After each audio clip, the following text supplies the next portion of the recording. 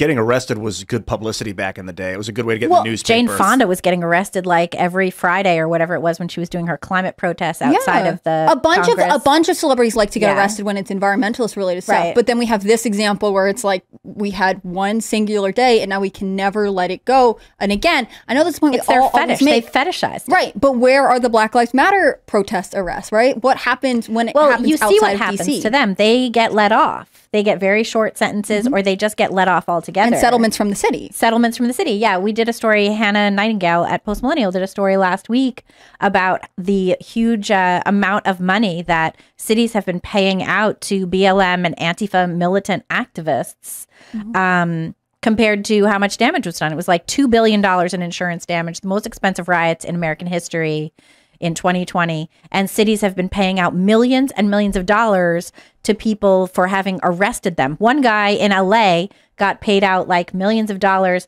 for being shot with a rubber bullet. Now, do you remember the summer of 2020? It was like, you know, defund police, you have to use non-lethal crowd control. So they use non-lethal crowd control and the city still has to pay out millions of dollars? What the hell is that? Because they're not supposed to be against that narrative where it's okay to be against whatever they have demonized anybody who went to January 6th. I mean, even when you look at this now, a lot of the mainstream coverage of it has dropped the fact that like Trump held a peaceful rally where he talked and then later said, everyone go home, don't go there. They just dropped it completely. They act like people randomly showed up in DC to riot. And that's obviously not what happened, but that's the narrative that they would like. That's the history they would like to preserve, that the BLM rioters were just, you know, peacefully protesting while things the BLM rioters were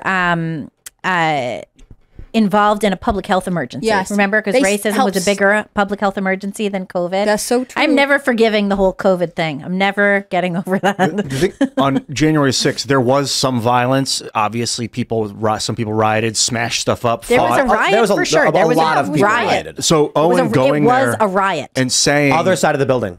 Owen was on the other side where there were no riots. My understanding is that where Owen was with Alex Jones, it was just people walking around. They were not at the area where people were smashing and throwing things at cops and stuff.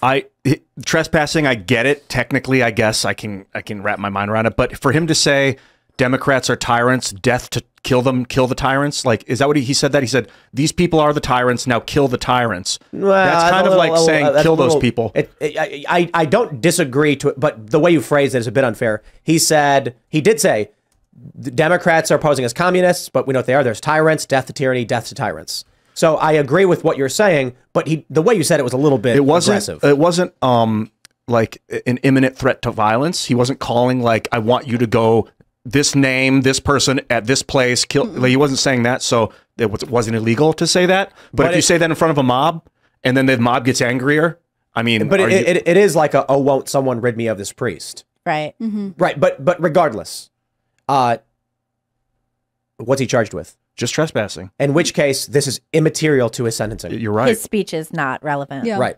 And unless he's charged with making threats, but oh, won't someone rid me of this priest is not illegal. The other thing you can argue irresponsible, but they're doing this because they're also doing it to Trump. Like if you look at the indictment in Georgia, it references tweets that he made, like, oh, the Georgia ballot counting is being broadcast on OAN, and Fonnie Willis says that's evidence of a conspiracy.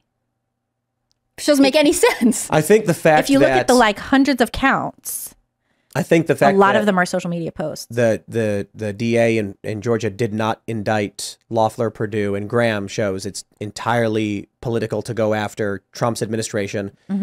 The grand jury voted to indict these sitting members, or at the time, these members of the Senate, and DA didn't do it. Why? Well, it doesn't serve her political purposes in any way. The DA could still bring the charges. The grand jury voted to indict. Right. But it looks like she's just going after the Trump administration and his lawyers. Purely political.